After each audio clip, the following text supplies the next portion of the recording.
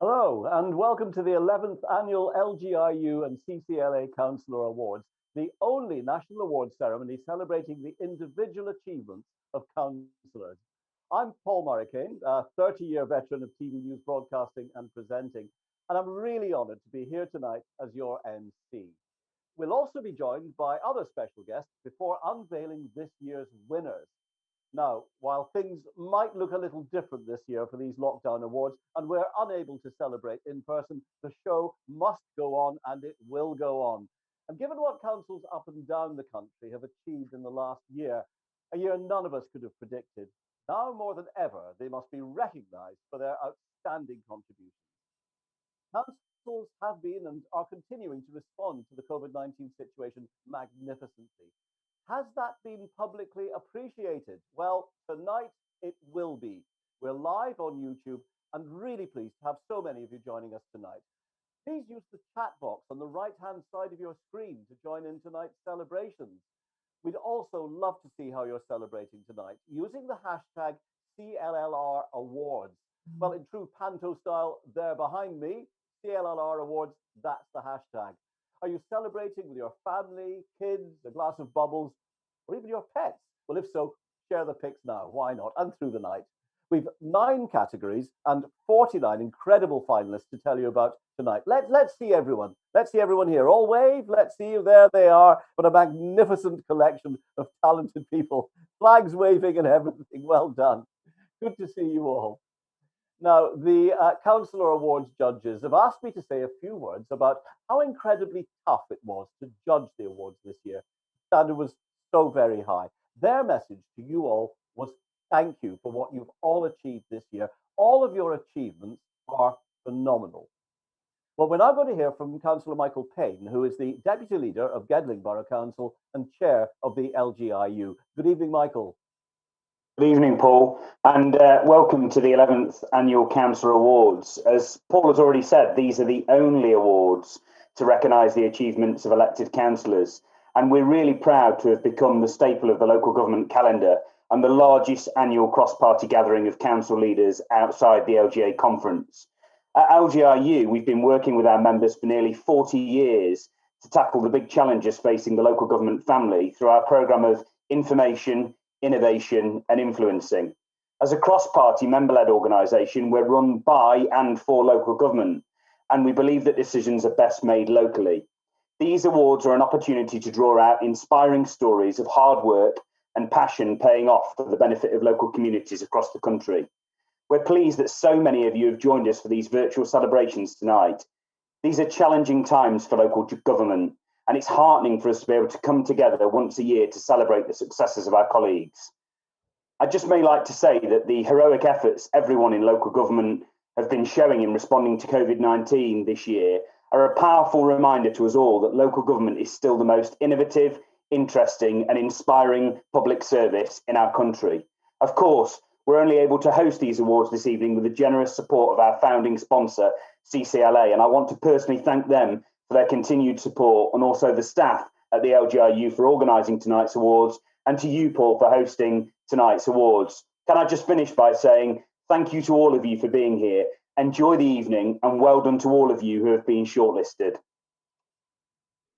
Thank you, Michael. It's good to have you with us tonight. Thanks so much for that. Now, before we begin the awards presentation, it's time to link up with your co-host for the evening, whom many of you will already know, the Chief Executive of the Local Government Information Unit, Jonathan Carr-West.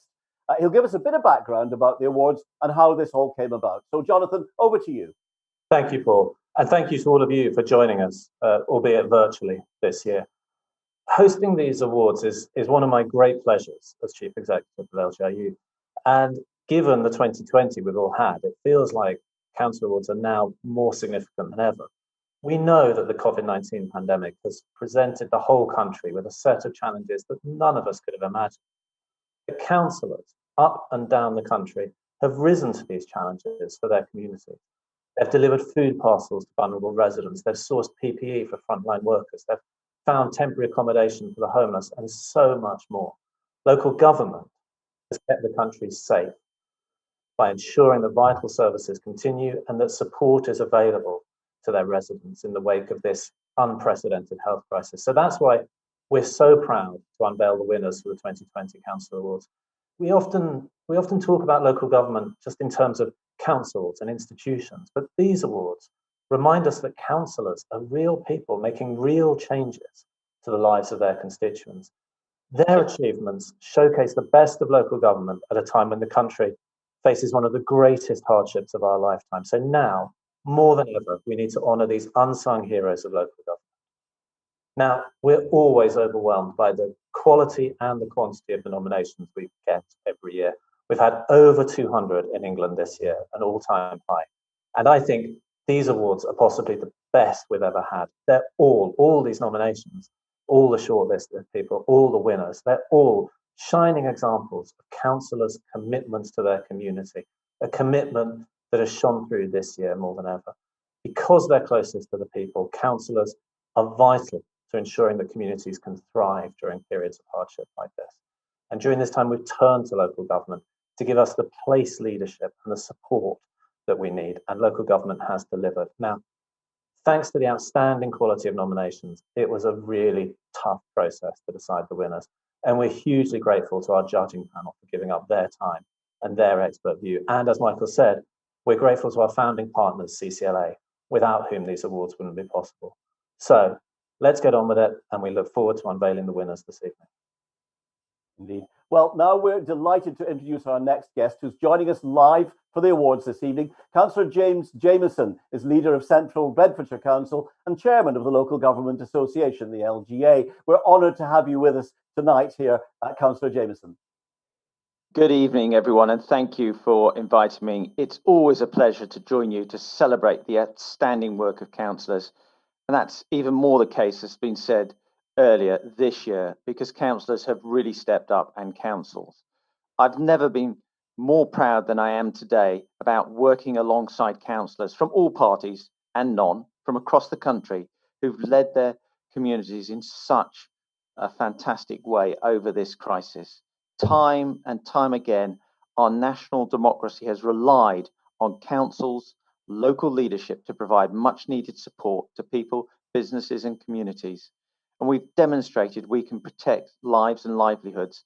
And I will repeat a little bit of what Jonathan said, but monitoring and minimizing the spread of infection, testing, tracing, protecting staff, residents, patients, healthcare settings, ensuring schools are kept open to help educate children, vulnerable children, and educate the children of critical workers, getting 15,000 rough sleepers off the streets, helping the vulnerable people by mobilizing thousands of volunteers, providing food and essential supplies, distributing financial assistance to businesses, ensuring premises are safe and secure, and I can go on and on.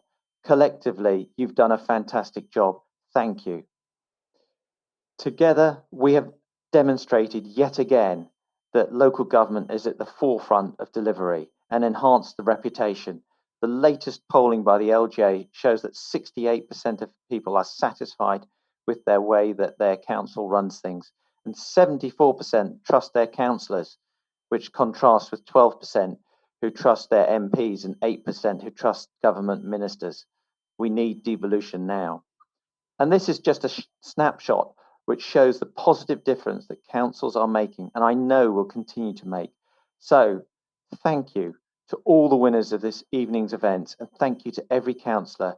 I and the community really appreciate everything you're doing. Congratulations to all of you. And thanks to you, James, very much. This is great to have you with us here tonight. Now, we're very excited to turn our attention to the awards presentations for tonight. Here's the big reveal, the way it will work. Throughout the evening, Jonathan will introduce the shortlist for each category. You'll see and hear all of their remarkable stories, and there are some tremendous stories to watch tonight before he and some of our special guests have the pleasure of announcing the winner. So, Jonathan, over to you to introduce the first award for the night. And this is the first time we've had an award for collaborative working, isn't it? It is, Paul. It's also the only award that celebrates a group of councillors rather than an individual. Now, as it was the first year for this award, we did get slightly fewer nominations than for some of the others, but they were no less stellar. But for that reason, the shortlist was of only one group of councillors. So let's hear about their outstanding work.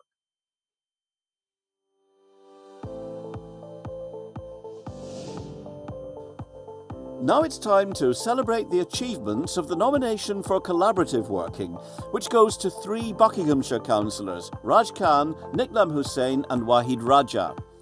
Aylesbury's local community hub was one of 8 hubs established by the council as a direct response to COVID-19 to help provide targeted support to older and more vulnerable residents in their local areas, to help with food shopping, medication collection, dog walking, hospital transport and befriending. However, Raj, Niklam and Wahid thought they could turn up the heat by providing a very different but equally welcome and tasty level of support. Their idea was to work with the hub to provide a remote curry night to pay tribute to the work being done by the emergency services during the coronavirus lockdown. Social distancing meant no chance of a sit-down meal, so they got an army of volunteers to help hand-deliver 130 hot curries to staff at Stoke Mandeville Hospital, Aylesbury Police Station and Aylesbury Fire Station. The trio and their volunteer support network went on to deliver over 400 meals every week to the homeless and the Aylesbury Vineyard Food Bank for distribution, as well as continuing to deliver tasty chicken biryanis and other curries to frontline emergency staff continuously for nearly 15 weeks.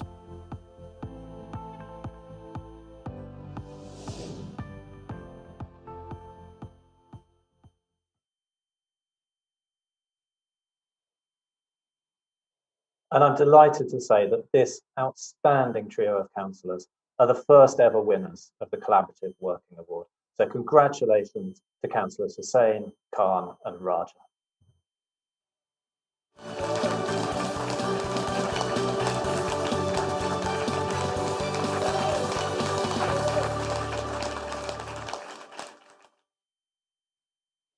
Well done to all 3. Excellent. Our first winners of the night. Now, I think I can speak to Wahid Raja right now. Wahid, many congratulations.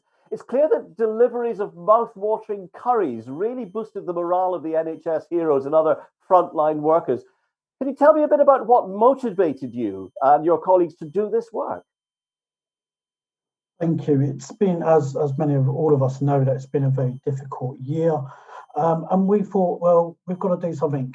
We can't just sit in our stairs or in our chairs or stay at home. So we wanted to get out and do something. So we joined up with other fellow councillors, which are not able to be here tonight, Councillor Niklam Hussain and Raj Khan, and we decided to use a local company to produce biryani rices and box. So we delivered over 3,000 meals, which included frontline services. So that's including police station, the local NHS, Stoke Mandeville Hospital, just to appreciate the nurses and doctors and what they've done. Aylesbury Vineyard, which supply a lot of food to the homeless. So it was one of our ways of just giving back to the community in a time of need. We then set up a helpline, which was able for local residents to get hold of us.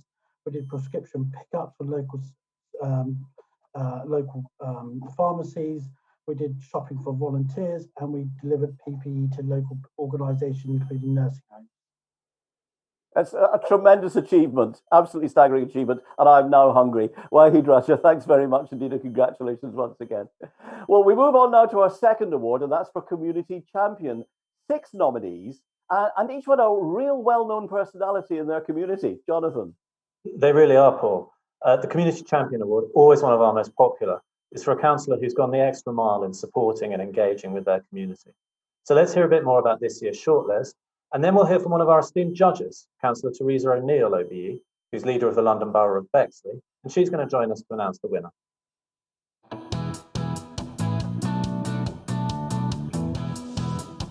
Saima Ashraf is nominated as Community Champion in Barking and Dagenham. How to describe the single mum who's inspired community initiatives as diverse as B&D Dance, youth football, the Hive Women's Centre and much more? Well, Vina V of the Mum to Millionaire blog puts it like this. Highly inspirational woman. She's really for empowerment for women as well, and you're just amazing. Barking and Dagenham has faced many challenges in the last few years, and her colleagues and constituents say the key to her success is her bubbly personality, while being honest and passionate about the development of local grassroots groups in the borough. From raising thousands of pounds through the Community Infrastructure Levy to supporting Black History Month, Councillor Ashraf stands out as a great motivator, providing hope, faith and encouragement. They say that Rob Broom, the Stevenage nomination for Community Champion, has embodied the town's motto, "The heart of a town lies in its people." He's a leading light of the Stevenage Helps Hub, created to tackle the effects of the COVID-19 crisis, which has provided nearly 600 emergency food and essentials for the most vulnerable members of the Stevenage community, and reached out to over 730 elderly and vulnerable residents. Leading by example, Rob developed a donations collection service for the Stevenage Helps Hub and the food bank, making it possible for everybody who wanted to help with this unprecedented pandemic to make a difference. But with typical modesty, he insists that this is a collaborative effort which enables the voice of residents to be heard. It's impossible to list in 1 minute all the projects that Jasbinder Dehar, Community Champion nominee for Wolverhampton, is involved in. Suffice to say that, wow, the women of Wolverhampton sums it up. Blakenhall Ward Green Project, weekend clean-up, parcel deliveries for COVID-19, community radio language expert, founder of Blakenhall Business Forum and domestic violence campaigner. The list goes on. She recruited the Trackfast Sisterhood of Women and the Goldthorn Allotments Association to build a seating area and miniature garden for the elderly in Phoenix Park, while devising support events for a police commissioner candidate and West Midlands Mayor candidate Liam Byrne. She helped found a Sisterhood of Women Community Advice Centre due to open next year. And let's not forget Bring a Coat to raise money for the homeless at St Peter's Church, and resident seaside trips to promote mental well-being. Wow, indeed. The Community Champion nominee from Fleet in Hampshire, Steve Forster, isn't nominated as a clairvoyant, but he could be. Last year, he realised the need to make politics more open by calling for live-streamed meetings at Hart District Council. There was considerable opposition, so he took the initiative himself to stream meetings publicly using his own equipment. After a long battle, Councillor Forster won the right for local people to watch their councils at work, and a live stream was set up. All before the coronavirus pandemic made online communication vital. The result? Better road safety, better organised parking arrangements in Fleet. His supporters say that Councillor Forster has changed the face of local politics and shown a passion in doing so. Heather Hayward, Community Champion nominee for Ashford, finds ways to make herself available to residents 24 hours a day despite all her personal commitments. But it's her success with the Limes Community Garden that is the standout project, championed by Heather, that makes her a worthy nominee for this award. Raising funds and cajoling local companies, she's seen Limes Community Garden fully landscaped with raised beds, a pond, toilets and a shed for workshops. A huge benefit, she's convinced, to the mental health of everyone who uses it. A councillor only since 2015, Deborah Hewlin of Thurrock is noted for her dogged determination to get things done. Never tested more than during the COVID-19 pandemic, Deb helped mobilise over 500 volunteers in just a week after lockdown to support the most vulnerable residents. As a sector, we highly recommend Councillor Hewlin for this recognition, as her support and kind words and just being available day or night during this difficult time made all the difference to the thousands of volunteers, staff and organisations providing support during COVID. She led the community response to the terrible incident in the borough where 39 Vietnamese people lost their lives, discovered in a lorry trailer. In community engagement, more than 100 micro-enterprises, 15 community forums, tenants and carers engagement groups, and a very active community volunteer service with the more formal Your Place, Your Voice engagement on top, bring the brands of Stronger Together and Team Thurrock to permeate everything Deb does.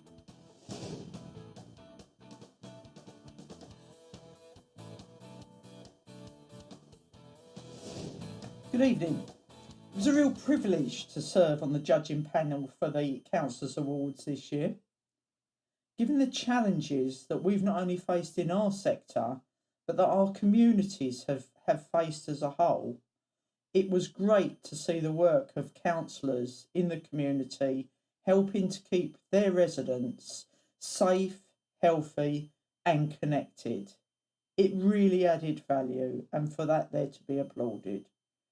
They are true champions.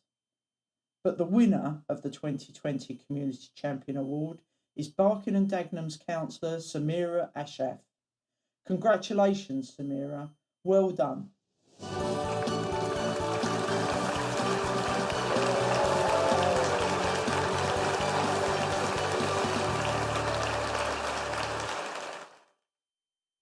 So there's Sarah Ashraf. Huge congratulations to you, Councillor Ashraf. You must be so pleased. A quick word with you now about your achievements, because you cover so many different projects and activities in Barking and Dagenham, from dance to football to Black History Month. How do you manage to find the time? Well, I would say I'm a woman.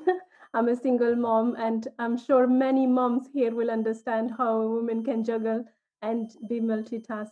But I'm privileged to have, a fantastic team of people working with me. But also, I'm really privileged to be able to work with the community. And it's not just a single-handing thing. We work together in Barking and Dagenham because we've got one motto, which is one borough, one community, and no one left behind. Well, one borough, one community, and one very happy winner. Congratulations, well done. Very worthy winner. Now, a central and very forward-looking policy, which has produced some highly ambitious and innovative projects, now up is the Environment and Sustainability Pioneer Award. So, over to you, Jonathan. Thanks, Paul. As we shift towards the new normal, councils up and down the country are at the forefront of implementing green recovery strategies. So this award showcases those efforts. Let's hear a bit more about the shortlist.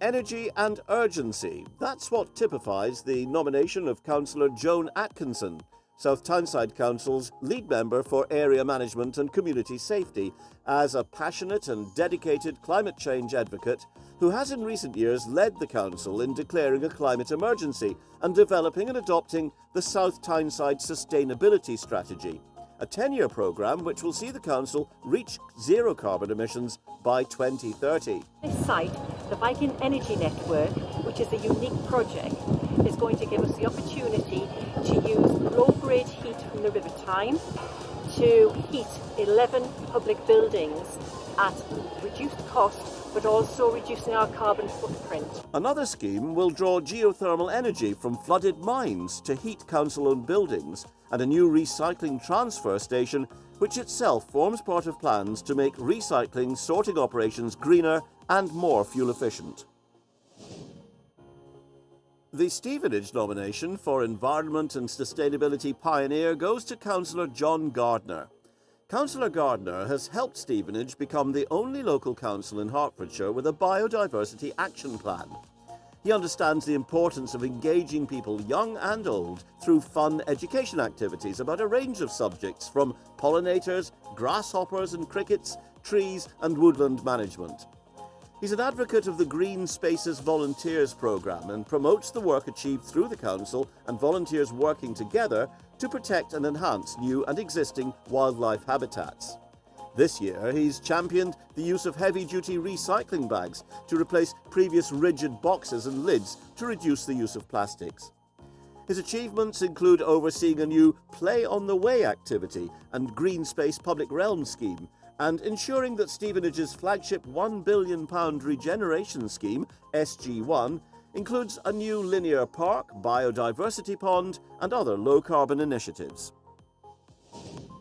Tom Hayes, as Cabinet Member for Green Transport and Zero Carbon Oxford, has positioned the council to the forefront of action to tackle the climate emergency.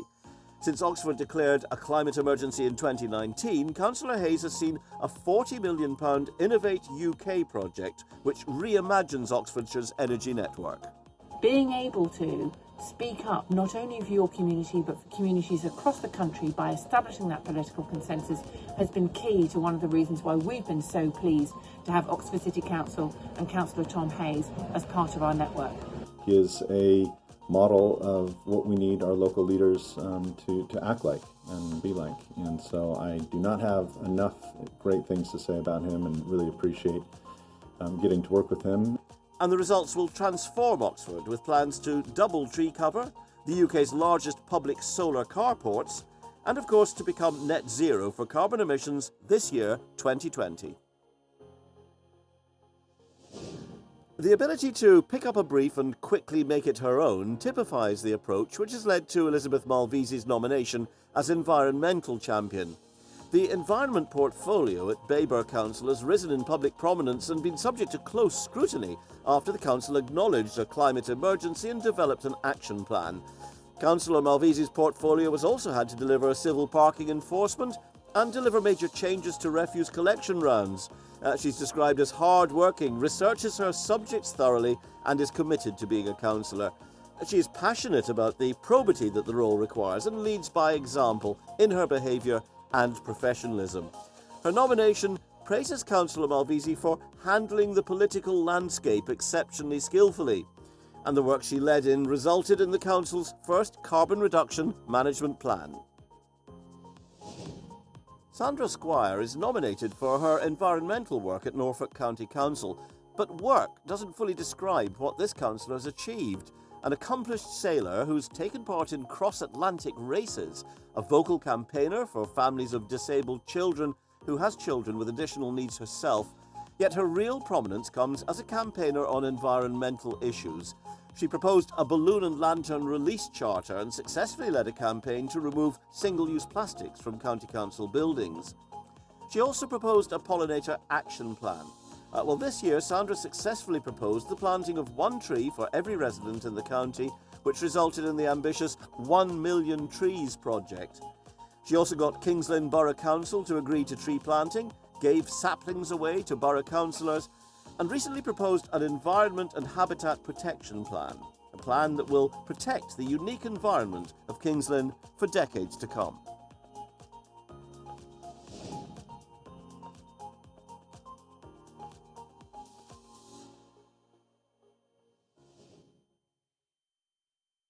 And we're delighted to reveal that this year's Environment and Sustainability Pioneer is Councillor Tom Hayes from Oxford City Council.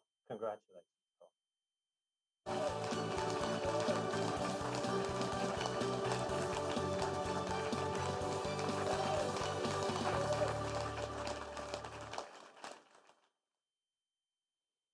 Tom. Tom Hayes, well done indeed on being this year's Environment and Sustainability Pioneer.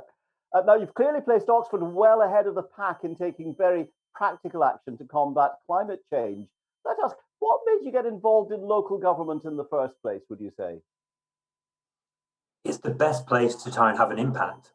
If you really care about your communities, the best way to actually support them is to be a local councillor. And the chance to work with amazing officers in the environmental team is a privilege that I enjoy every single day. We've got people who are committed to public service, who give everything possible to make sure that we're creating a better planet. And I'm really, really delighted to be working with our officers. Well, congratulations. You are now officially allowed to celebrate for the rest of the night. Well done indeed. I'm going to read out some of the tweets that we've had in. Lots of people tweeting. Seems to be focusing a great deal on chocolates and drink from what I can see. Kate Taylor, very touched to have been shortlisted for COVID-19 Hero of the Year. Thank you for the little tipple and chocolates. Hannah Bithell just logged on. Very exciting. Bubbles on a school night. Sandra Squire, we got her there. The chocolates didn't last long, she says. Lots of nervous-looking councillors online. No need to be nervous. It's all about celebration. And what else have we got here?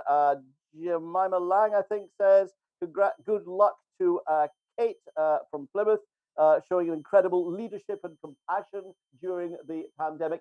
That's what it's all about, isn't it? It's all about public service. So thank you so much for your tweets. Keep them coming. We'll read out some more later on in the ceremony. Well, we're moving on now to the award for Finance and Economic Development. Yes, and what a year it has been. Can you imagine how different things looked in January this year to what councils have had to grapple with now? So, Jonathan, there are 4 finalists, aren't there? Yes, there are. This award recognises a councillor who's taken on a new or innovative approach either to their council's financial management or to local economic development.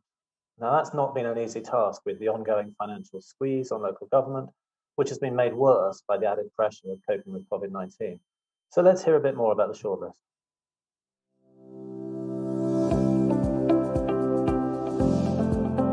There are exactly 1 billion reasons why Shane Hebb should be Thurrock's nomination for Finance and Economic Development. £1 billion. That's the amount the council has borrowed to invest in renewable energy. He's described as bold, ballsy and bullish. But let's let his colleagues speak for him. Councillor Hebb recognised that actually it was about supporting people who couldn't pay, as well as supporting children and young people understanding how to manage money. As a result, we developed a range of programmes that we took into schools. This really clearly shows that Councillor Hebb thinks through a range of different lenses, not just finance. For making sure that mental well-being is forefront and centre in how we value and invest in our staff and our young people. Well done, Shane, for being a champion of a really important part of health. We struck a deal with NHS England and we saved the medical centre for the people here in East Tilbury. We couldn't have done that without the financial strategy and without Shane Hebb. As a mum to 2 young children, I feel more safe when I'm walking up to our town centre into the shops, knowing that we have officers to look after us and in other parts of Thurrock as well. So a really well done this year for doing that for us. We've worked many years to get the funding to replace an ageing school, and we now have an environment that's fit for the 21st century. So congratulations, Shane, and thank you very much. If anyone can save the hard-hit hospitality sector, it's Mandy McNeil. For evidence? Well, just look at the Save St Albans Pubs campaign. It's now turned into a big community project for local businesses who are trying to navigate through this horrendous time this year. And Mandy has been absolutely instrumental on a daily, almost hourly basis, assisting our businesses in St Albans, pubs, restaurants, cafes, shops, you name it, it's there. She's done some instrumental work with BID. It was the Keep the Lights On campaign that went national, with pubs dramatically showing the effect of the 10 p.m. curfew. But it's no exaggeration to say she's single-handedly coming up with ideas to keep businesses alive in St Albans. Mandy's been a great help to me and the community and all the other traders in the market. Also, she helped me with on lockdown with a community hub. I was outside the White Horse pub, and that really helped me a great deal, as money was getting very short at the time. I want to say thank you. In the 28 years that we've actually been in St Albans, I can honestly say I don't feel that we've had the kind of voice that we've got now. She has also worked so hard to promote the city, both internally by putting like-minded businesses together, creating networks, and also externally. They say Mandy has no body clock. She will work through the night if she has to, and is a Rottweiler if she passionately believes in something. The borough of Croydon is weathering its own economic storm this year, but Manju Shahul Hamid's nomination looks back to 2019 to emphasise her achievements with Love Not Hate, the yearly event founded and run by Manju that has really made an impact in Croydon. Spearheading the protection against coronavirus of people from black, Asian and minority ethnic backgrounds, easing racial tension after Brexit and raising money for mental health charities, Manju Shahul Hamid has shown that finance and compassion will always go together.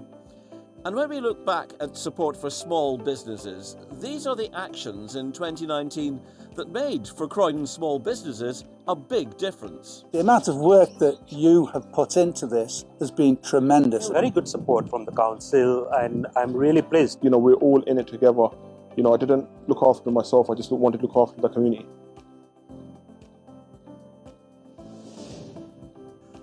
For Hugh Williams, being a councillor is not just about turning up for meetings. It means hands-on work in the ward with a shovel, broom or whatever needs to be done. He has for the last 6 years been working directly with the Leicestershire Constabulary, trying to cut crime and antisocial behaviour in his village. His direct action cut reports of drug dealing or general antisocial behaviour in the main shopping areas of Hinckley. And although his role as an opposition member means he's no specific portfolio within the borough, it doesn't deter him from getting stuck in, particularly in securing grants to save businesses that otherwise would have gone under during the current coronavirus crisis, and showing those in leading roles what needs to be done.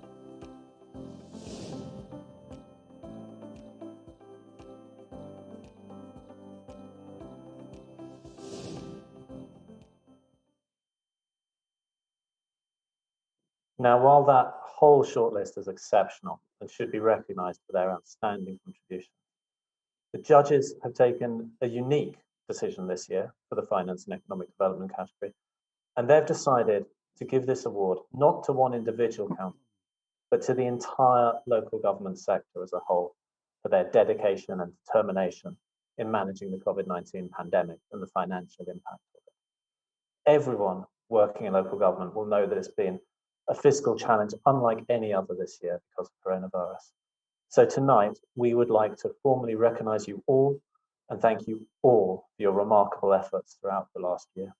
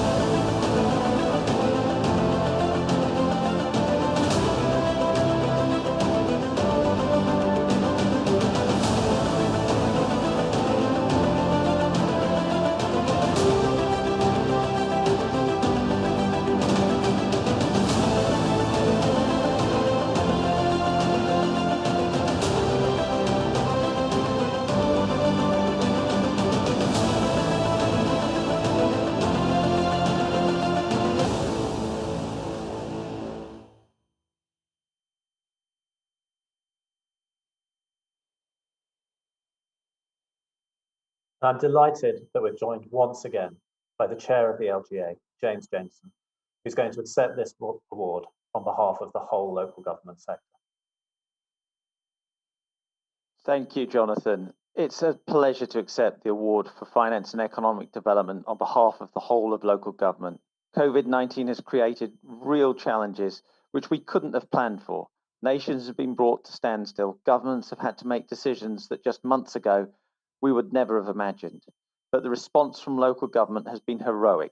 We went into this pandemic with our own significant challenges, increasingly fragile services, and uncertainty of funding. And despite these issues, at a time of national crisis, councillors have put our local leadership role first. Together with our brilliantly talented officers, we ensure councils moved at pace, used innovative approaches and worked flexibly to support our communities and keep services running. Our communities trusted us to support them in their time of greatest need, and we delivered. I'm delighted that the LGIU and the CCLA and the judging panel have recognised the whole of local government's bravery, perseverance and determination in our finance and economic development work this year. On behalf of local government, thank you, and thank you to everyone in the sector. And thank you, James. Well, 5 winners are celebrating so far tonight, and what an eye-opening insight it's been into the many ways in which you're transforming the lives of people in our communities. But the work of the LGIU goes beyond these shores. They now operate in Ireland and Australia, as well as here in England and across Scotland. And their growing family brings added value to all their members, wherever they are, with an enhanced website that gives access to a huge catalogue of international local government content under one virtual roof.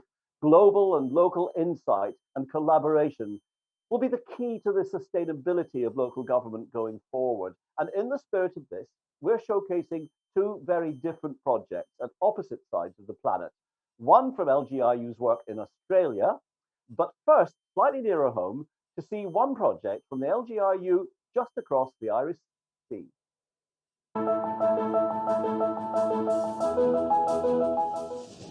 This used to be an overgrown, derelict open space, an eyesore spoiling the lovely environment of Nobber village in County Meath in the Republic of Ireland.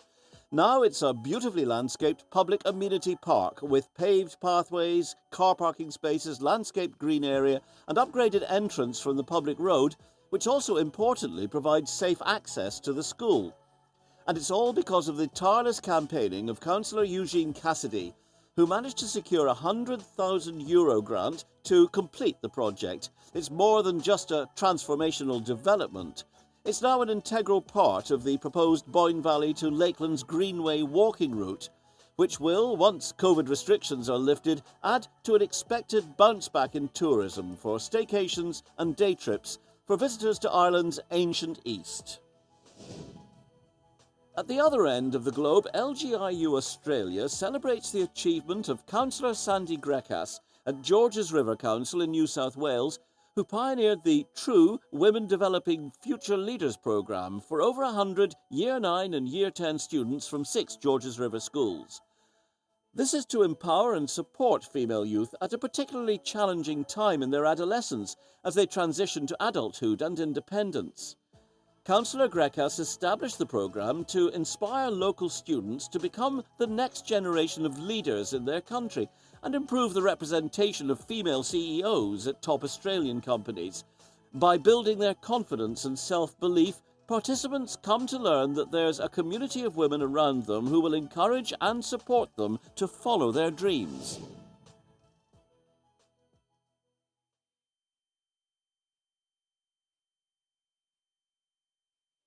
Wasn't that inspiring? Well, back home now to even more inspiring examples of just what innovative minds can achieve here in England.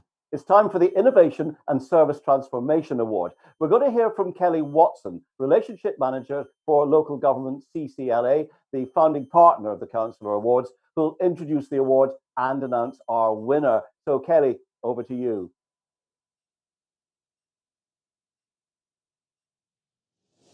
We are enormously proud to be the founding partner of the Cllr Awards, working with LGIU for the 11th year running.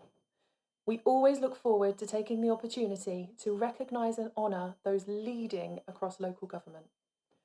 This year has given the awards new meaning. Local government has stepped up to the plate to deliver for communities across the country, and we are honoured to stand alongside them tonight. The Innovation and Service Transformation Award celebrates councillors who have pioneered new ways of delivering high-quality council services in order to support their residents to live fulfilling lives. This year, more than ever before, this is so vitally needed. Let's hear a bit more about this year's shortlist. Nominated for Innovation and Service Transformation, former Bromley Mayor Kim Botting has single-handedly forged deep connections between schools in Bromley and major cities across China. Here she is at various public speaking engagements in Shanghai and Jiangsu, inspiring thousands of students to make new friends from afar, learn a different culture and language, and understand much better about diversity and global citizenship. The subsequent cultural and language opportunities that have benefited my children and the local community have been really brilliant.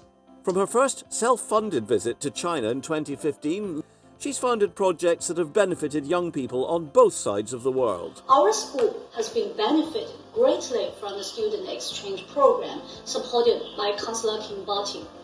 Our students and teachers have visited our sister school in Bromley, during which they made new friends, learned a different culture and language in an immersive way, and broadened their international horizons.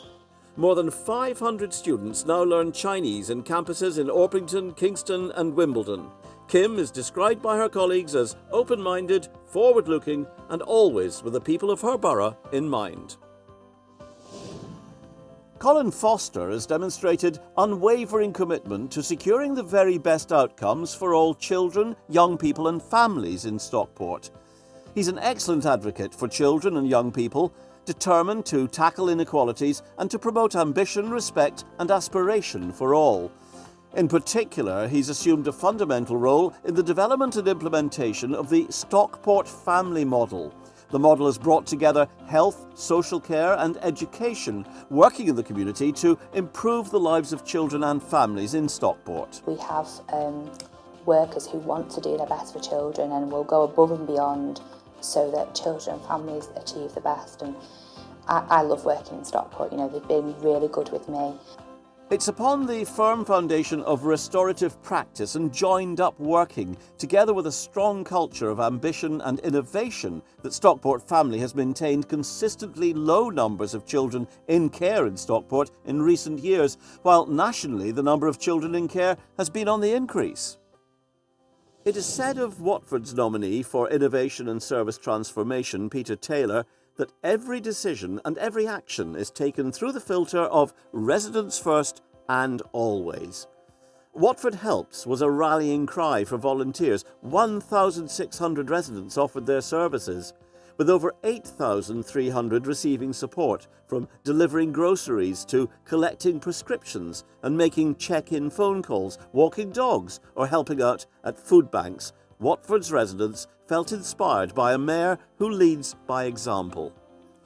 A highlight of Watford Together was One Town, One Book. It was featured on BBC Radio 4 and pushed the book to the top of Watford Waterstone's bestsellers list.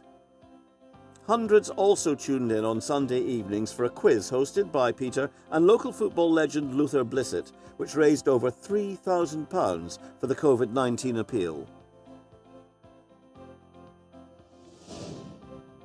Two absolute necessities are the foundation of Carol Thurkel's nomination as Innovation and Service Transformation nominee from Bradford: mobile phones and food. First, the phones. Just after COVID hit, we managed to get a device to every one of our young people that are in Bradford's care. Great having a mobile phone or a tablet, but if you don't have a Wi-Fi connection, what do you do? Another challenge that I'm glad to say we managed to overcome. And Carol's nomination shows that in supporting Bradford through the crisis, she's got her priorities right. People needed shopping, they needed to be able to get hold of the prescriptions and things that they needed to be able to stay at home and stay safe. So we put measures in place. One of the biggest things we did was start a food bank. We've been delivering to the vulnerable, people who can't get out, people with young families that needed to isolate, and we've helped many people in many ways. She's described as a leading force in anything that needs doing and a true hidden gem. They say if it ain't broke, don't fix it. But Jeanette Thomas is a fixer. As Stevenage Borough Council's nominee for Innovation and Service Transformation, Jeanette uses her experience in management reviews to encourage council employees to break down the traditional silos that can hinder large organisations and bureaucracies. Councillor Thomas continues to be responsible for a new build housing programme for Stevenage, changing traditional methods so that the council's housing is the most environmentally friendly and cheapest to run, whilst also reducing the impact on the environment. I know there is a drastic need for housing, and I'm very proud to be the portfolio holder for housing and older people at this time. I'm very pleased that we in Stevenage are doing something about it. Councillor Thomas has also taken on the role of carer's champion. As an unpaid carer in her home life, she recognises the massive burden placed on carers, especially where the carers are sometimes children.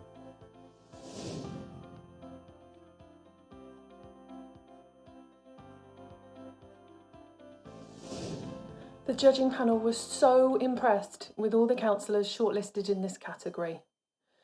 During such trying times, they have delivered in innovative ways that we could never have imagined.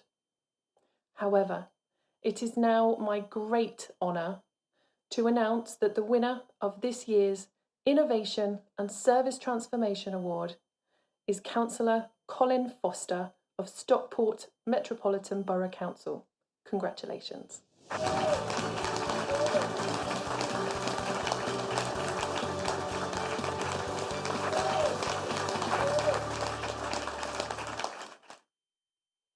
Well done, Colin. Let's see whether we can go over and speak to him. There he is, Colin. You look as if you didn't expect that, perhaps. Congratulations. Congratulations. A quick question for you. You've achieved so much in making the care system work in Stockport. I'm interested, what motivates you to get on with this important work, would you say? Well, it's a lifetime involvement with education and with local government, but my focus always has been dealing with the needs of children and young people, and particularly ensuring that the most disadvantaged in our society are given as much support as they can. And that is something certainly that we are doing in Stockport with the Stockport family, very much a unified approach with education and social care, very much something that in the last 8 months has really come to the fore with the cooperation that's been taking place. Indeed. Well, it's such tremendous work, so well worthwhile, and a very worthy winner. Colin, many congratulations. Well done indeed. We now move on to one of the most energetically competed categories, Young Councillor of the Year. So over to you, Jonathan. Thanks, Paul. This is always a hotly contested category, as you'll see when we look at the amazing shortlist. We know that the average age of councillors is currently 59. So it's really important that this award recognises a councillor who's 30 or under and who's contributed significantly to their community. Let's see the shortlist.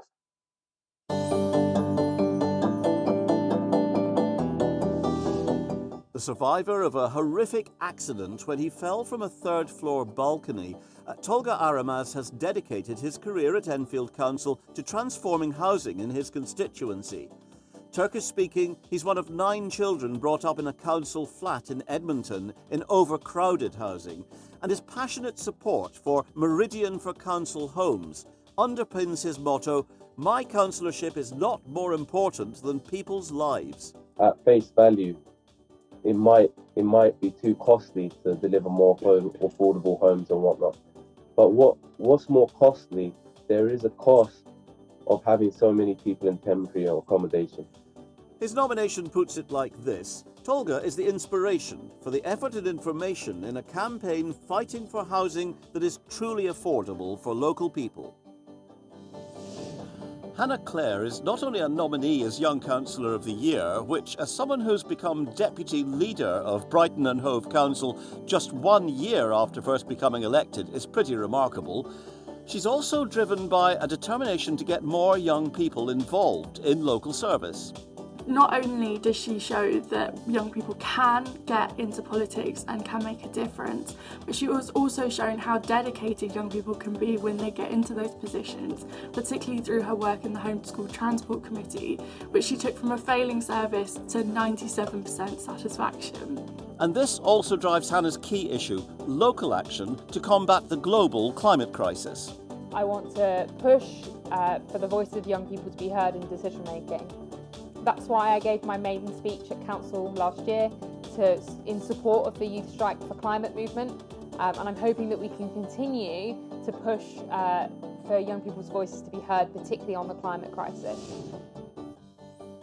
Beverly Mominabadi has achieved more in the 2 years she's been a councillor than most people do in a lifetime. Her nomination from Wolverhampton focuses on just 2 projects out of many. Howell Road allotments, so successful they even appeared on BBC News, are described as a fantastic example of how Bev has used her position to bring business, community and partners together. We're really thrilled at the high demand for allotments in our city, and to address this we have recently brought an old allotment site in Blakenhall back to use. We're investing in our current allotments in the city and working with local businesses and community groups who want to see our allotments, for a better word, flourish. During lockdown, Bev was mainly occupied in helping the Excel Church Food Bank deliver over 10,000 parcels, as well as securing funding and helping Wolverhampton Food Distribution Hub distribute more than 1 million parcels during the height of the pandemic. She comes in every single week and helps us wherever we need the support, whether it's funding support, whether it's delivering or referring people to us. Bev has been a very big asset to us. There's also being Digital Innovation Champion, Youth and Police Relationship Scheme, and she's taken in homeless people to stay with her. Do you want blood? Well, she donates that too. Alex Rennie has an outstanding community focus which has come to the fore during the coronavirus pandemic. During the lockdown, he took over the leadership of the Haviland and Lee Park Good Neighbours, supporting more than 200 residents from his ward and surrounding wards with medical prescription pickups and shopping trips. This group took more calls than any other in the Havant Borough during lockdown. During the pandemic, he also took on the cabinet portfolio of communications, using his skills as a former journalist to improve and shape the communication output of the council during a challenging period. Will Simpson, Kirklees' nomination as Young Councillor of the Year, has certainly changed the face of Kirklees, literally through this campaign to plant wildflowers along main road verges at Denby Dale, featured by BBC Yorkshire. That was as well as establishing a citizens' advice centre, setting up the Red Box project for schools, and saving the Denby Pie Hall from closure. He has been outstanding. He's respected locally by people that maybe vote for other parties, still respect him for what he's achieving. It's the £6,000 he raised for Denby Christmas celebrations that really made an impact. It was a massive, huge success, and I was able to see people going up to Will and thanking him for his efforts. A fabulous evening, so thanks and great job to you, Will, for that. We haven't time to mention the COVID-19 support he's coordinated or the climate emergency group, but they're all on the being done list for Councillor Simpson. Kieran Wilson, nominated for Young Leader of the Year at Bournemouth, Christchurch and Poole, has been an enthusiastic and dedicated councillor since he was first elected in 2018. His nomination emphasises that from the outset he's put residents first, getting praise from UN Ambassador Jane Goodall for his work on raising the standard of council house building. His work to end homelessness in the area has received national recognition. But perhaps it's best put by his colleague, Councillor Simon Bull, who nominated him. The work with the homeless, which has received national recognition from the Government Minister, for his work with social housing, the first social housing in the conurbation for a long time in Bournemouth, and thirdly, for his raising of standards, the use of passive house standards in these properties makes a huge difference to the tenants that are going to live in them.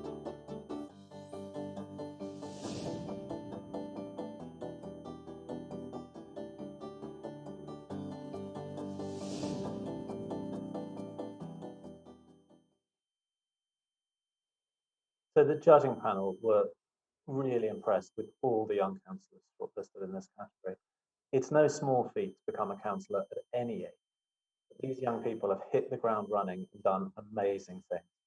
So I'm really honoured to announce that the winner of the 2020 Young Councillor of the Year is Councillor Beverly Amenabadi of Wolverhampton City Council. Huge congratulations to you and thank you for your hard work and dedication.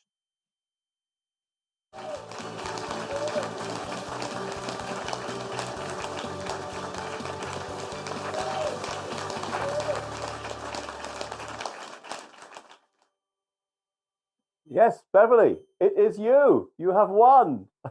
Oh, congratulations. Thank you so much. The problem with winning at this point in the night is that I've already gone through a bottle of wine.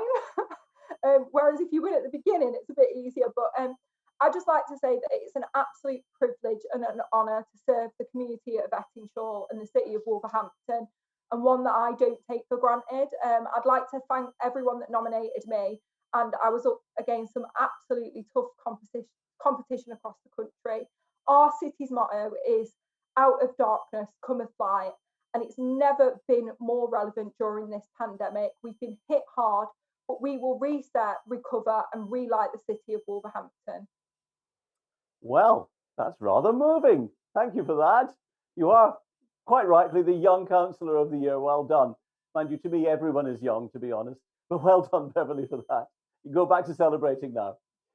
Well, now it's time to celebrate those who've reached extraordinary heights of achievement in their council career in our Lifetime Achievement Awards. So, Jonathan, tell us more about that. Well, this award celebrates a councillor who's made a positive, lasting contribution to their community through many years of service on the council. Let's hear a bit more about this year's Lifetime Achievement shortlist and their remarkable achievements.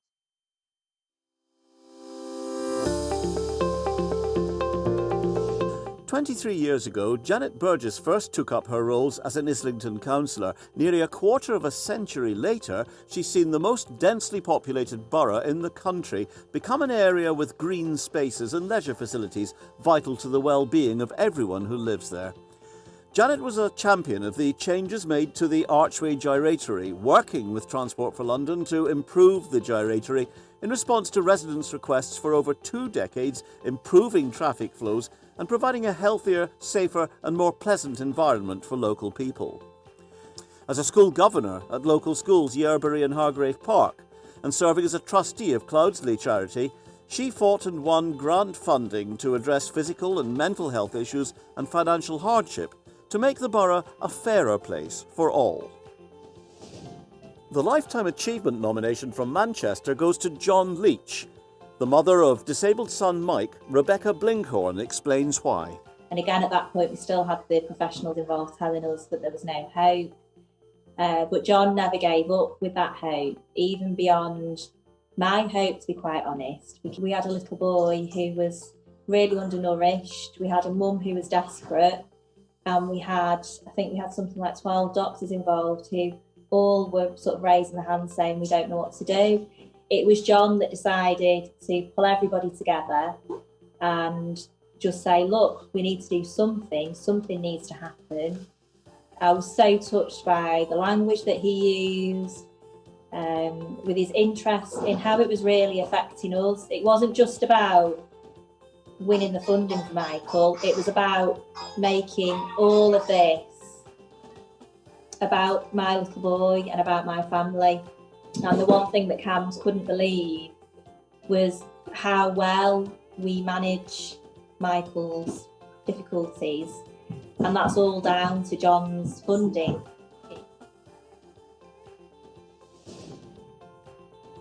Matthew Riddle is widely acknowledged for his pivotal role in leading negotiations with the government in the delivery of the West of England Combined Authority £1 billion devolution deal.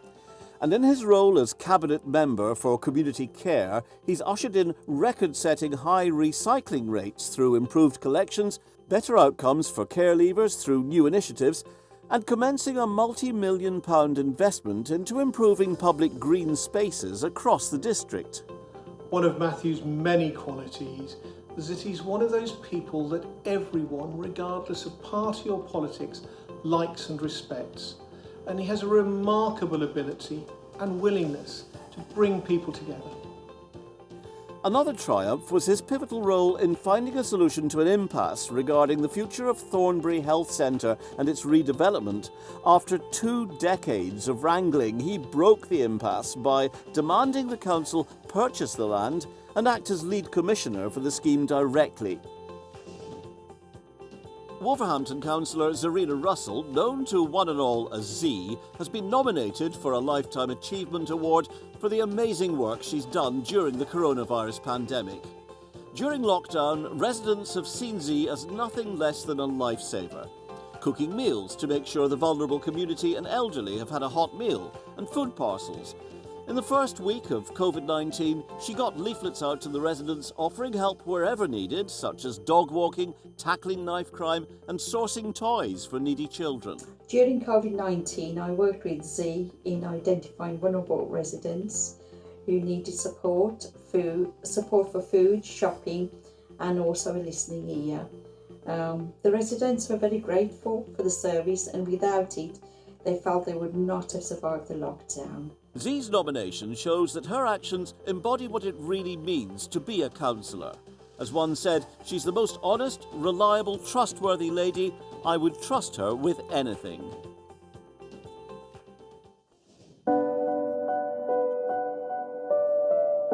It's for his dedication to his community that Nick Ridley will be remembered.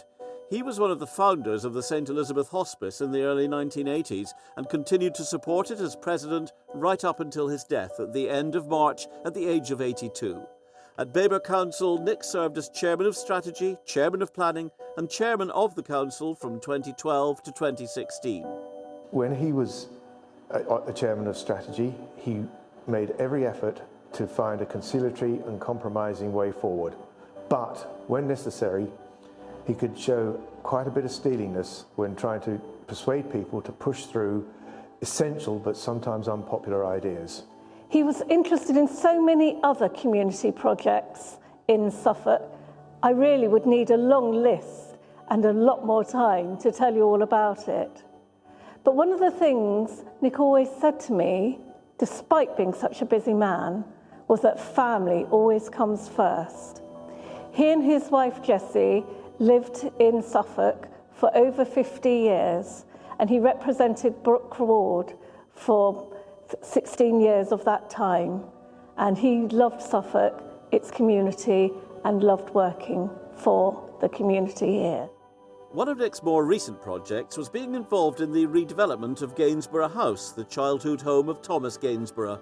The project will be transformational not only to the museum, but will also be a catalyst for the regeneration of the market town of Sudbury, which will attract significant levels of tourism and add to a greater pride of place. Although he did not live long enough to see the end results of all his labours, they are a fitting inspiration for this Lifetime Achievement nomination.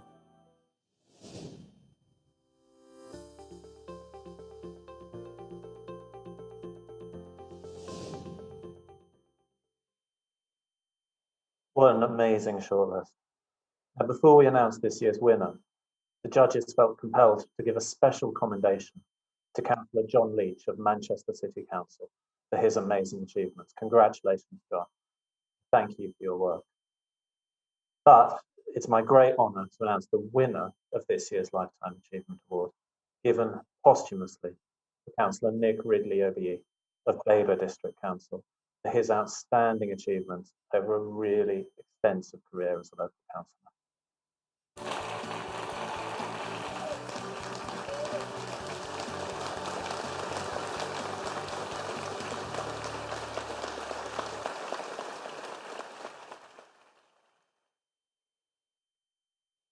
Well, we're very pleased tonight to be joined by the leader of Baber Council, John Ward, who you saw earlier in that video report. John, Nick was clearly a remarkable character. What was it about his personality that made him so effective, do you think? He could get on. I'm actually so chuffed that he's won this. It really is great. But he could get on with anyone. He was so knowledgeable. He researched everything, but he was a very affable man, and he knew how to get the best out of people and to get them to support things and to push things through. He was genuinely a really nice man. Indeed. And you just have to see that photo of him. That really comes through, doesn't it, in his face, and that look he was giving us. John, thanks very much indeed. Well, I'm going to read out some more of the tweets. Been quite a few coming in this evening. It's absolutely great. Can't read them all out, I'm afraid, but some of them coming in here. So quickly from Councillor Rosa Bolger about Tom Hayes. Tom's work in Oxford is inspiring, but it goes beyond that. He's been a wonderfully supportive mentor to us with our climate work in Whitney. Very well deserved. Another one here for Councillor Ashraf, saying amazing, congratulations, she's wonderfully talented. From Jim Robbins, so proud of my amazing friend, Councillor Ashraf, for being crowned Community Champion of the Year. Another one from here, I think from Michael Payne, inspirational public service, compassion and community leadership being celebrated in our annual awards. Fantastic virtual ceremony organised by our superb staff. Thank you very much. Congratulations to everyone shortlisted and bravo to this year's winners. And from Lewis Atkinson, Team ATCO virtually cheering on Councillor John Atkinson at the awards. Congrats to all winners and nominees, and more widely to all councillors who are often unsung heroes across the country. I think we would all agree with that. So thank you for all of that. Lots coming in there. It's great to know that you're watching and enjoying the programme. Well, this has been a year like no other. Who could have predicted how dramatically the world would have changed last March and the world we're living in now?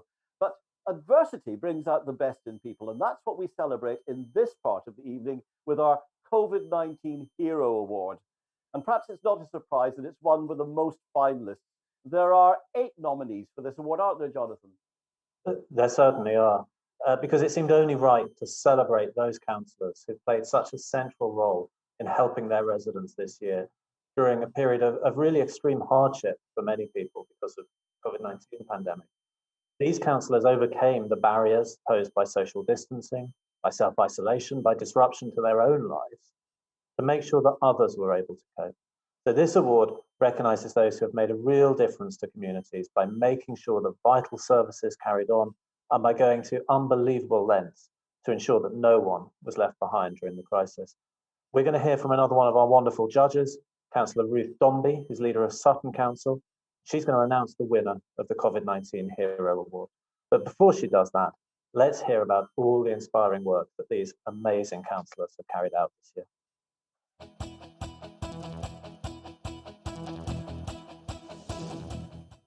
Hannah Bithell supporters say they've been moved, inspired and frequently exhausted by the volume of work she's undertaken. As COVID-19 set in Leeds, Hannah immediately organised Zoom meetings with all the community groups to ensure schools had access to food parcels for families in need. When a nurse friend reported nurses' hair was being ruined by daily washing, Hannah coordinated hundreds of volunteers sewing nurses' caps, which she took to Leeds General Infirmary and St James Hospital. Other projects include a school uniform exchange to collect, sort and deliver hundreds of pieces of uniform, coordinating student changeover as students moved out of Leeds. Now there's a men's walking group to combat isolation and high rates of male suicide. Hannah's records say her colleagues is one of effective local leadership in every circumstance. The councillor for Rochford, Tony Carter, has in her story the essence of what dealing with coronavirus really means.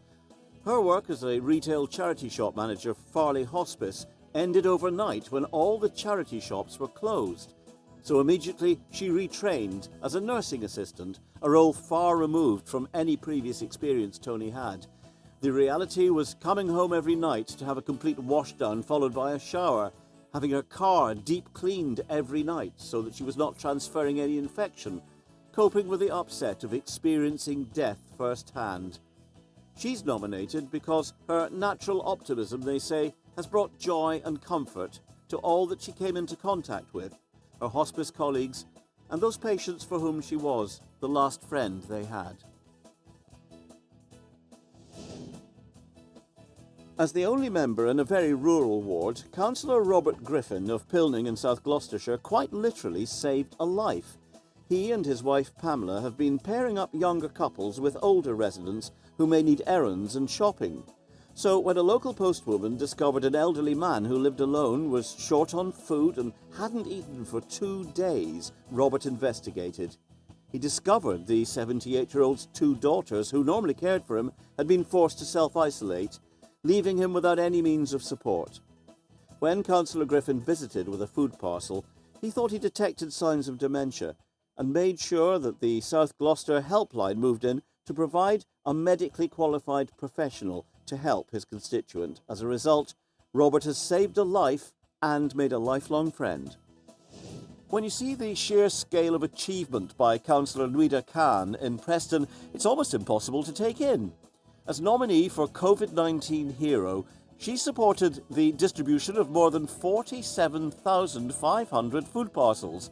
That's more than 500,000 meals to her credit, as co-chair of the Preston Food Hub Network. And it's been really, really important we have a really good relationship both ways so that we can help serve the community and we can also help support us.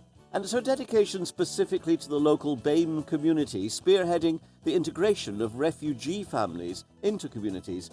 Her willingness to speak up for the unheard in Preston. That means the people of Preston trust in her and in her actions. Salma Mumtaz, COVID-19 Hero nominee for Nottingham, realised that one of the main needs throughout the city in combating this dreadful pandemic was the guarantee of food supplies to the most vulnerable. That's where the idea of the Nottingham People's Pantry was born, through a grassroots community-based initiative to tackle poverty, racism and social exclusion in Nottingham, HIMA. Salma set up the pantry by talking to her constituents about the project, how it would help them, and what items they would like to see provided. Given that as a BAME person she is in the high-risk category for COVID-19, her supporters say that she's gone out of her way not by just delivering parcels, but also looking after individuals who've been struggling with other needs. Loneliness is one of the great unspoken effects of the coronavirus pandemic, so Tim Swinyard launched Swindon Support in a bid to form a 3,000-strong volunteer army to do shopping for people who can't get out, or to call and check in on those who might be lonely. On its Facebook page, anyone who needs help with shopping, collecting their prescriptions from the pharmacy, signposting to other support networks such as the local food bank, can put a request in. He then puts a request out to volunteers in the local area to match the person in need of help with someone in their community who can help them. And of course, this makes a significant difference to people who feel isolated. A groundbreaking service of volunteers to phone those who are lonely is directly the result of Tim's commitment to steering Swindon through one of its most challenging health crises. As COVID-19 hero nominee for Plymouth, Councillor Kate Taylor has played a pivotal role in the establishment of the Caring for Plymouth Support Hub, which is the city's response to the government's shielding programme. As a partner organisation, found it really useful because it meant that we were working with other organisations to make sure that we were complementing each other and that we were learning about the needs of the city, and as a partnership we were able to fill those gaps very quickly, working together. The Caring for Plymouth Support Hub supported other vulnerable older and disabled people who were affected by COVID-19 to maintain their independence. Kate also launched a care hotel with 80 key community beds for the use of vulnerable people who are shielding and to house key workers in need of accommodation to continue delivering vital services within the city. When the nomination as COVID-19 hero goes to Oxford councillor Marie Tidball as one of the most remarkable people I've ever met, it is no exaggeration. Heavily disabled, with no arms and prosthetic legs, Marie has achieved more than very few could ever hope to. For COVID-19, she set up the Oxford Together network, immediately helping more than 3,000 people, delivering more than 800 food parcels weekly, and mobilising a network of street champions covering 80% of the city. Her portrait hangs in Wadham College, who rightly celebrate an incredible recent alumnus. But her nomination is perhaps best promoted here by the Deputy Leader of Oxford City Council, Ed Turner. Marie's a remarkable councillor. She's a very effective person. In developing Oxford's response in the crisis, Marie immediately realised that we needed a strong community-based effort, and she got together with a local voluntary sector group to develop the Oxford Together campaign, which was tremendous in supporting people in need.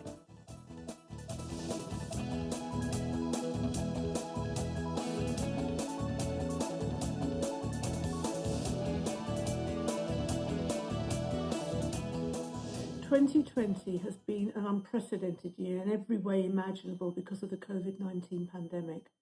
It has impacted on each one of us through the lockdowns, isolation and loss. And the councillors in this category have gone above and beyond to help their communities and their residents at a time when they needed someone the most. And it's for that reason that we are so very proud to honour them today. Every councillor nominated has made such a difference to the lives of others. You are all heroes in our eyes. Before we announce the winner, on behalf of the judging panel, we'd like to give special commendations to two very special councillors in this category. Councillor Tony Carter of Rochford District Council and Councillor Robert Griffin of South Gloucestershire Council. Your work is truly exceptional and we thank you for your service. And now for the winner of the 2020 COVID-19 Hero Award. It was just so difficult to choose from the quite exceptional nominations, and that's why we're proud to say, yes, we have two winners for this award. Councillor Hannah Bethel of Leeds City Council and Councillor Salma Muntaz of Nottingham City Council. Massive congratulations and a huge amount of thanks to you both for your incredible work.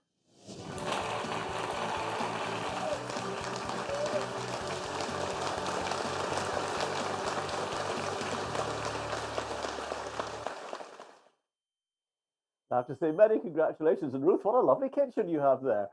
Let's speak to Hannah Bithell first. Hannah, congratulations. Now, what do you say to that testimonial? Because the people who work with you say they've been moved, inspired, and frequently exhausted trying to keep up with you. How do you you find the time for it? I mean, I'm incredibly lucky. I've got a really supportive wife who lets me get on and do all sorts of things. I've got incredible mentors within council, and I've got incredible friends. And I also have my mother with me, which is also incredibly helpful when you're busy. So it's all about the support network. It's all about having a community that really wants to do incredible things for each other. And it's just a joy to facilitate that.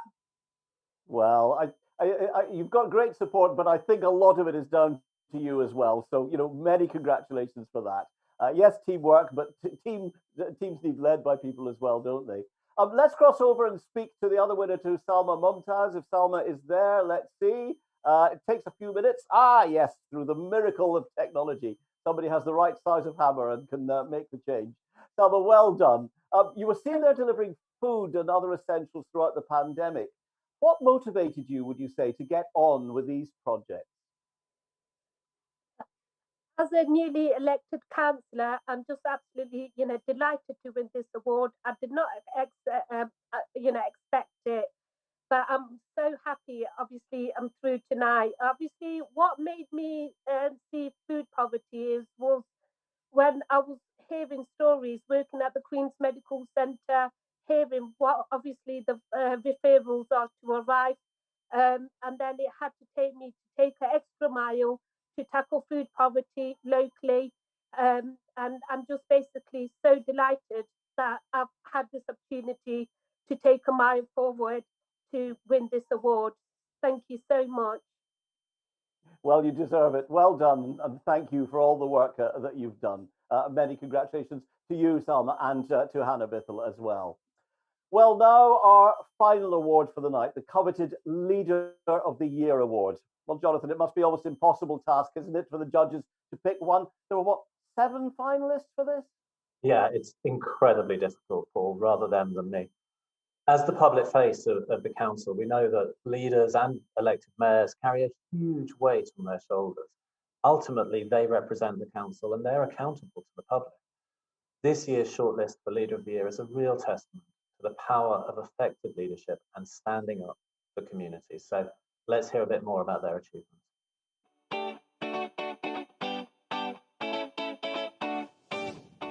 2020 has a real significance for Tom Beattie, leader of Corby Borough Council. Local government reorganisation means this will be the last year of Corby Borough Council as an authority, so his nomination is a fitting acknowledgement of 20 years of public service. Showing leadership by consistently driving a long-term strategy is so vital in attracting economic investment, and Tom's support has often made all the difference when we've been attracting partners to Corby. Tom's nomination rewards the past but stresses the future. Regeneration and growth is still key within Corby, which is very much a place of change, ambition and future development. None more so than at its cultural heart, the core at Corby Cube. Arts and culture for Tom have been massive in terms of regenerating the town, for reinvigorating the nighttime economy, and really just to have the arts at the centre of civic life. Just prior to lockdown, we had our most successful outdoor arts festival. 9,500 people came through the doors of the theatre to see Luther Amundsen Museum of the Moon in the course of a week. From organising drive-through COVID testing centres to mentoring students, there's no aspect of life in Corby that's not been influenced by its leader, Tom Beattie. Julian German is nominated by Cornwall Council as Leader of the Year for the way he steered the county through its handling of the coronavirus pandemic. His style is typified as calm and professional. The key elements have been filling gaps where there were needs, such as purchasing PPE for nursing homes who couldn't get supplies, to organising officers to travel long distances to collect food for the vulnerable. Cells were set up to cover all different priorities, a dedicated email address for all inquiries to be handled through. At the same time, the day job was maintained, so dustbins were still emptied, for example, despite officers being moved to different roles as needed. Cornwall Council now has among the lowest number of COVID-19 cases in the country. His testimonial says, "I have felt safe knowing that he was in charge." Robert Gledhill has turned around Thurrock's fortunes since he became leader in 2016. A £30 million deficit has become a forecast £10 million surplus over 4 years. This included £500,000 for schools' mental health support, £1.5 million for environmental improvements, and Rob's particular passion, £670,000 to tackle antisocial behaviour, and £1 million for extra police. We at Essex Police are really proud of our productive relationship with Councillor Gledhill. Over the last 12 months there's been numerous examples of really good partnership work between ourselves and him. For example, the gang injunction in Grays we recently obtained to further protect the communities of Thurrock and local businesses from the harm they were causing. In addition, the extension of the public space protection order at Lakeside, which further increased our ability to deal with antisocial behaviour at that location. And lastly, the additional funding around our town centre teams. Under the banner People, Place, Prosperity, £20 billion of investment in new jobs, homes and infrastructure is already planned in Thurrock. But Rob is also adamant economic growth must not be at the cost of community well-being, championing investment in transport, education and health infrastructure, whilst enhancing the best qualities of the urban character, green spaces and communities. There's plenty of evidence of leadership in Christopher Hammond's nomination as Leader of the Year. He's credited with resetting the council's vision and new corporate plan, which unveiled a £1 billion investment plan over the next 5 years. This included goals for carbon neutrality, council house building, a brand new public services hub, 1,000 new council-owned homes, and a Feed the Future programme offering free fruit and vegetables to schools. Welcome to Weston Park Primary School. I'm Olivia, I'm head girl at Weston Park Primary School. We also want to thank you for coming into our school and teaching us. You're passionate about the environment through the Green City Charter, and we are passionate about that too. Our head teacher thinks you're a cracking teacher. Hi, I'm Liam, Year 5 Prefect. We also want to thank you for a Christmas card competition. And Christopher established and convenes the Leaders Business Task Force to drive forward the city's economic renewal. Working closely on things like the new local plan, the master plan for what's called the Mayflower Quarter, a huge new development site alongside the port, and most importantly possibly the effort to be UK City of Culture in 2025. We put a lot of this down to the leadership of Councillor Hammond, and we heartily endorse the idea that he should be Leader of the Year.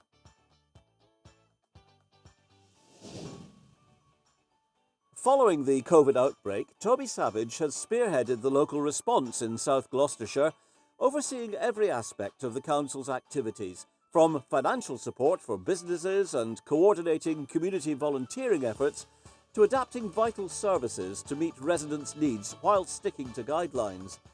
He even found the time to volunteer with the council's waste collection teams on their weekly rounds, when many staff were requiring to self-isolate.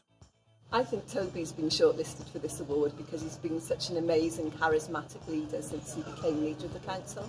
He's brought a lot of energy, a lot of renewed commitment to working together, and a genuine desire to achieve the best for all of the residents of South Gloucestershire Council. Over the last 12 months, he's also led the development of our latest council plan with a really clear, simple, overarching message around focusing on dealing with the climate emergency, reducing the inequality gap across South Gloucestershire, and delivering value for money for all of our residents. Cambridgeshire needs more trees. Well, that's what motivates Bridget Smith, who's nominated as Leader of the Year. She puts it like this.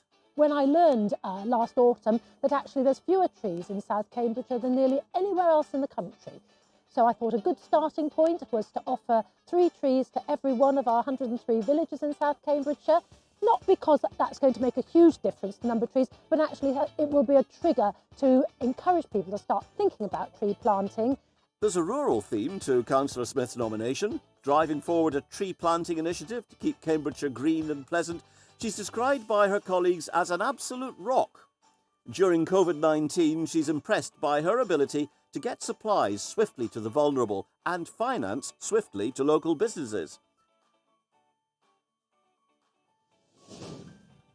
It was Danny Thorpe's success in mobilising Greenwich residents, schools and businesses to donate thousands of vitally needed items of PPE when the coronavirus pandemic struck with such speed that underpins his nomination as Leader of the Year. Frontline services, he says, were in despair at the slow reaction of central government to supply PPE, and when it did arrive, there was only enough to last a handful of days. So, Councillor Thorpe set about contacting everyone who could help through the Greenwich Community Hub. Answering more than 100,000 calls for help, produced more than 500 volunteers, thousands of food parcels, medicine deliveries and food shopping for those in need. One of his most powerful tools was a series of video calls with the business, voluntary and faith community to ascertain the need and roll out support as quickly as possible.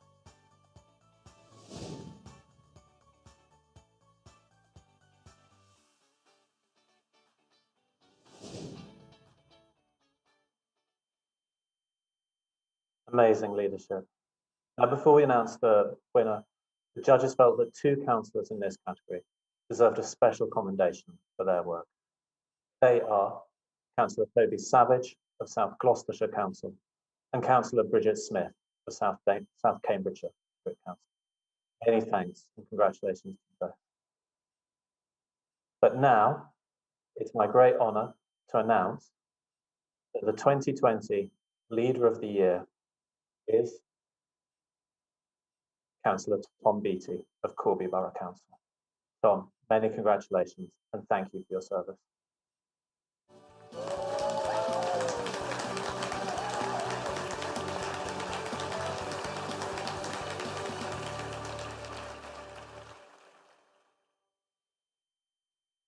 Congratulations, Councillor Beattie. You are the Council Leader of the Year 2020. And what a remarkable career you've had thus far, with a brilliant track record for delivering for the residents of Corby. I have to ask, what made you get involved in local government in the first place? Tell me about that.